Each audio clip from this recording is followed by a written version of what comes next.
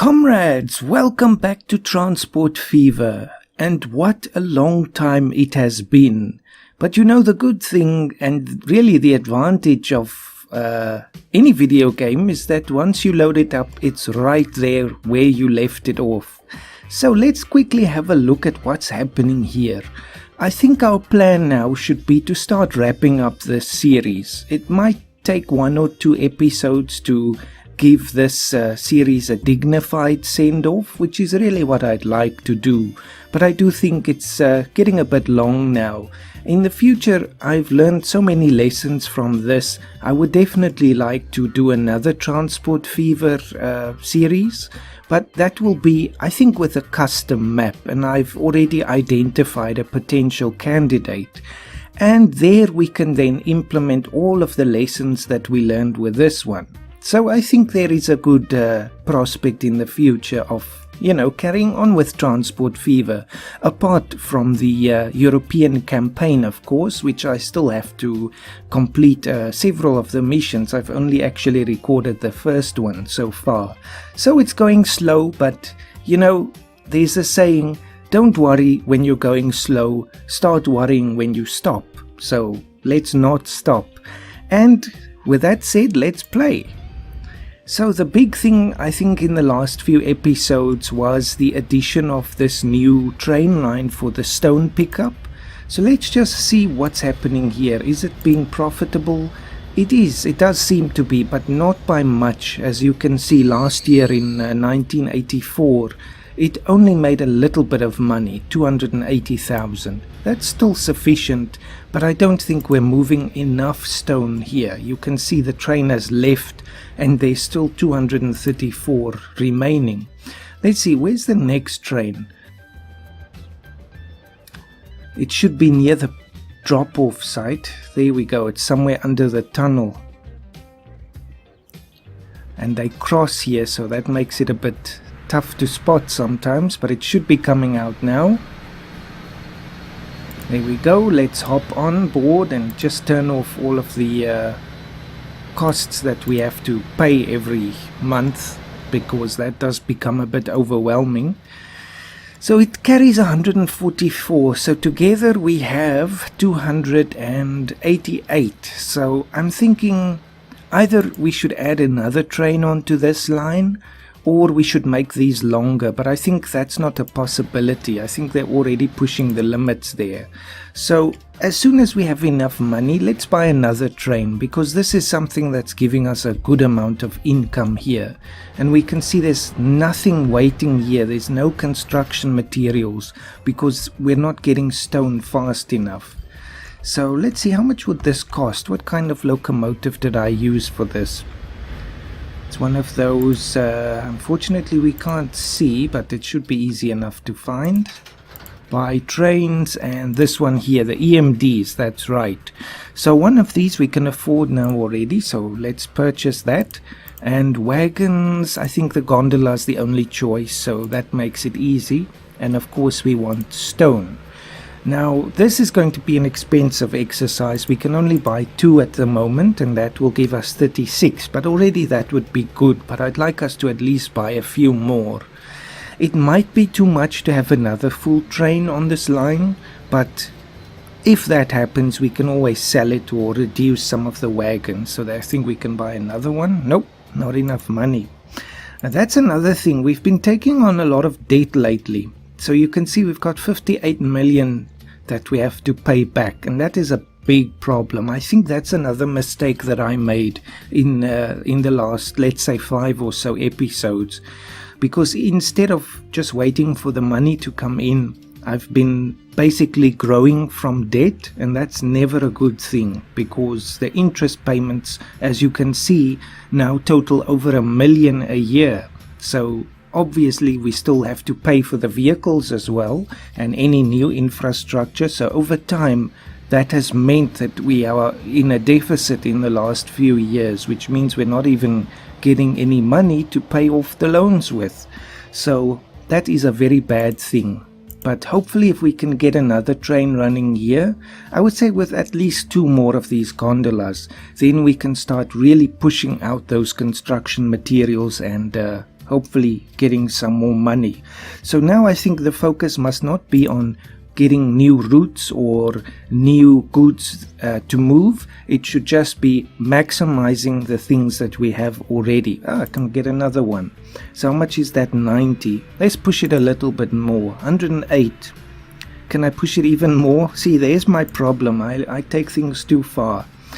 But yes, so actually we're almost at the limit of 160. I wonder, was this station the traditional length? It does look like it, so let's not go too much more. So now we're down again in the red. Maybe this one should just start. Let's just begin this line. So this is now New Stone 2. Instead of waiting for another gondola, we should just start working it. He's really magnificent though. Let's hop on board and follow it around and just see what happens. Of course it's going to have a slow start now because it's pulling out of the depot there. But I think it will pick up speed once it gets onto the main line. I think also we've got enough signals here to deal with having 2 trains or 3 trains now on this line. But let me just make sure. There's one. Maybe we should put another pair right here somewhere. Just to be safe, you know, otherwise we're going to have them wait. And I don't want that. And we can't even afford that right now. That's a problem. I'll leave this open in the corner so we can just have a look at that. But yes, so now the issue is getting just a few $1,000s in the black. But there we go. Didn't wait too long, luckily. So we can close that, and that will just give the trains a bit more spacing there so they don't cause any hold-ups, hopefully anyway. So this one of course is now completely full, so we'll only see the results of this in a little while once it's starting to work on the surplus that we have here.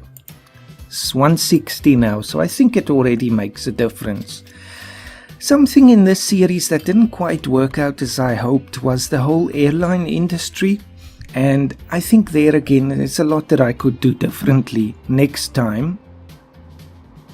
Especially with starting from a small city like Santa Rosa. And yes, so I think also bigger maps would work better for just focusing on the airline, or at least first getting the cities to grow with goods being delivered and then switching over to using the airlines. So actually, as it turned out, the airline only played a minor role, even though this is still Admiral Airways. So yes, that's another thing that we could have done differently, or I should say I could have done differently. Oh well, live and learn. Let's have a look. We still use some of these really old planes because they have a limited capacity, and that's very important on some of the routes. But I'm very proud of this bridge here. I must say, this is just so interesting that this thing actually worked, and it basically lands directly under the bridge. So let's have a look. So this one is full right now, but it goes to Athens. So let's go to Athens and have a look what's happening there. You see, there's not a lot of people waiting here. Only about one more plane load full of people. So I think sticking to the old planes on a route like that is very important. But let me just have a look if I buy airplanes. Yes, that's also something I'll do differently next time. There is, of course, a mod that you can have. Or I don't think that's a mod. I think it actually comes with the game, but you still have to enable it. Where, okay, another vehicle has reached its lifetime. Where we can actually unlock all the vehicles, even those that are now too old for service. I think I could actually do it on this map. When I load it up, there's the option of saying if I want to have any mods or things on this map. But I think by now we are pretty much nearing the end, so I'm not going to do that now. But in the future that could also be very useful to prevent us from having these very expensive planes on routes that don't really support them. What's happening here? What the? Stop. Okay, this is a big problem. There's something that's been going bad and I haven't even seen it. We've got this ancient plane here that's blocking the others. I've never seen anything like this before, and it's been going on for almost 10 years. Oh, good grief. So these planes haven't been doing anything for 10 years. Well, something that if you're ever playing this game to look out for. I think what happened here was I must have told this plane to go back to the hangar, and instead of going around, it just went in here. Or it might be when we upgraded this to the double runway, it was still using this one. But it's so strange, it should never enter the taxiway there. It should always do it on the back there. So how do I solve this now? Good grief, that has really crippled us. Now of course I can't even turn it around. Okay, hold on, this is a big problem here. I'm glad I saw this now, but already we have suffered financially because of it. All the people have died in the airplanes basically because they've been waiting so many years. Okay, can I do anything about this? Can I send them all back to their hangars just to clear this crazy queue that's forming here? So all the planes on this route have now been rendered completely useless. That's strange. Why do they go that way? Hey, we might have to blow up the airport to solve this problem.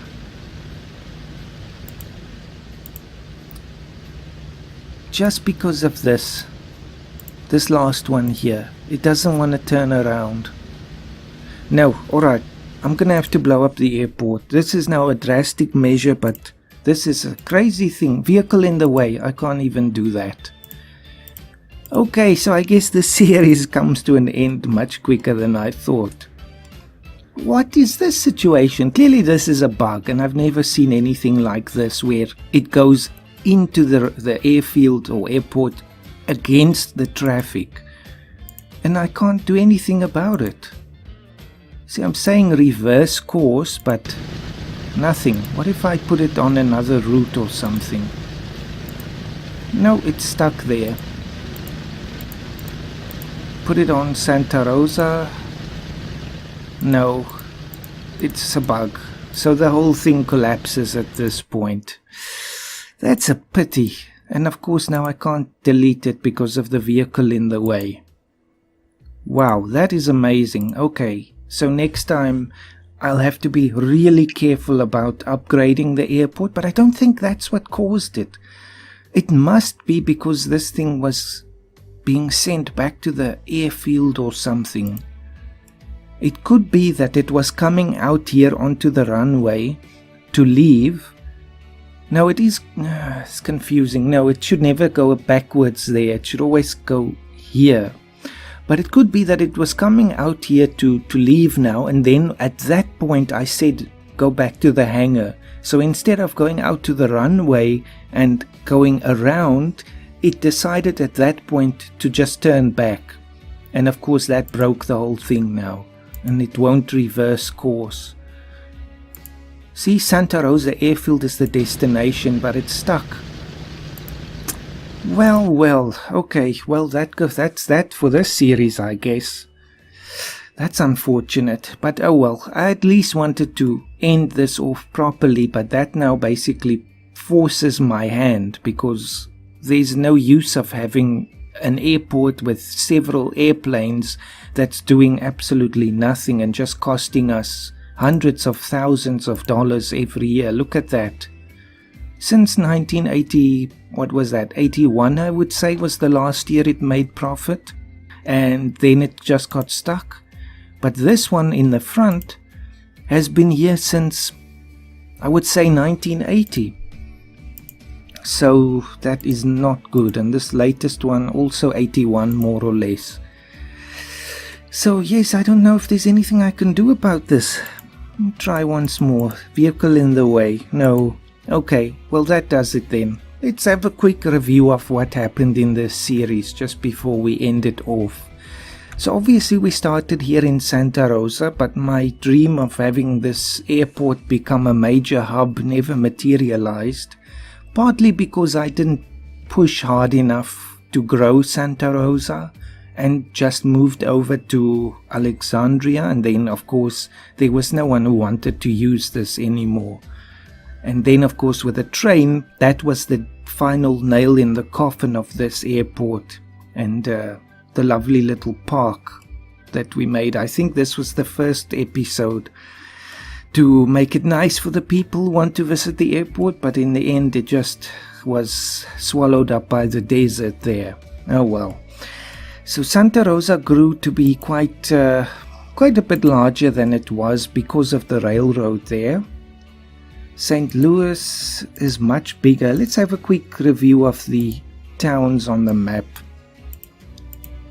So Antioch, Hartford and Alexandria were clearly the biggest towns by quite a big margin. Strange about Hartford, I think that was because of all the goods that we shipped there and the different bus routes, and then also because of the railway. I think the bus was still being used here. Yes, to New Orleans. So because we had an intercity bus, an intercity train and goods being delivered, it grew by far the most. You can see there, look at that. It's like a boom town. Even though this was one of the towns that we only accessed rather late in the game, unlike Alexandria, for instance. So Alexandria is the third. Hartford's even bigger than that. And then, of course, Antioch, because it also had all those things, goods and intercity buses and the airport and intercity rail. So interesting, a recipe to consider for the future. Then we have some goods, some stone waiting there. Phoenix, Evansville. Never really developed these with goods. It's unfortunate. Mostly focused on these ones. Then of course there was the new Circle line to Oklahoma City. It definitely had an impact, you can see. And this had no goods delivered to it. If we just go back to the overview, there's nothing. This was only because of the passengers, and look at the impact that had on the city. So 1975, it basically more than tripled in size in the last 10 years, only because of the railroad. The buses, of course, came because of the railroad, so we never had an intercity or intra-city bus there before the railroad. So very interesting. Then, of course, Akron and Mesquite. Toledo, that one had some goods right from the beginning. So if we just have a look at the town, just also about 1975. So that's when we started with these cities on this part of the map. And that one also grew almost by 4 times. Very powerful effect that has on the cities. So I think the last one that we had was Santa Clarita with the airport there. And where were you going? I think these were going to Antioch, so obviously they collapsed because of that bug now. That's why we have a lot of people waiting here. Yes, and of course there were a few episodes that got lost because of shadow play, and after that I switched to Bandicam, and that is definitely something I'll stick with for this series in the future, or a new series of Transport Fever. For the other games, shadow play seems to give no problems, but I didn't want to repeat that of losing an episode. So anyway, I think that's it then. We have to bid farewell for this map. But anyway, I hope you still enjoyed. I know we had a bit of a rough patch here and there, especially with those missing episodes. But I think this was like a learning school. So especially this is not a campaign where it was, more focused and had more focused goals and things like that. So another thing that I learned was, because of the feedback that I received, to just focus my episodes on, a few major things at a time, especially if it can just be one major thing at a time. That just makes it go a bit more smoothly, and I'll definitely keep that in the future. So, any last words from you, map? Don't look like it, so never used any boats here. So that's something I'd like to do in the future, differently.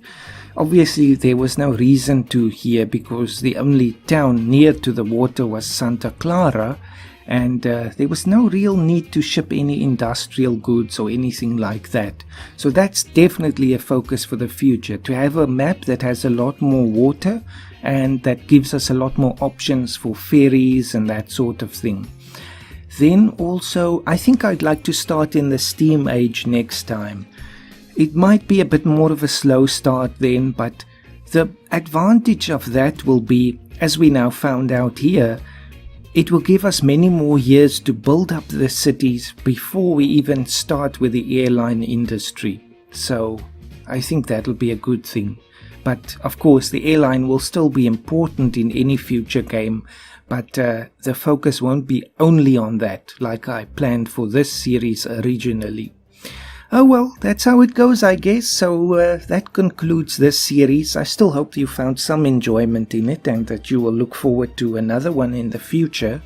I think that will only be once I finish the Real Politics series, or possibly even after I finish the new City Skylines one that I'm doing. So at least then I won't have too much at one time. Anyway, have a fantastic day, and I do hope that if you are tempted at all to try Transport Fever, that you will give it a go. It is worth it. Obviously there's a lot to learn in this game and a few unfortunate issues here like this now, but I mean, this was once in a lifetime, I guess. I never saw anything like this before. So just be cautious if you're turning your airplanes back to the hangar. Wait until they're on the runway or in the air to do that. I guess that would just help with that. So, see you next time in another series of Transport Fever, and have a fantastic day. Thank you for watching.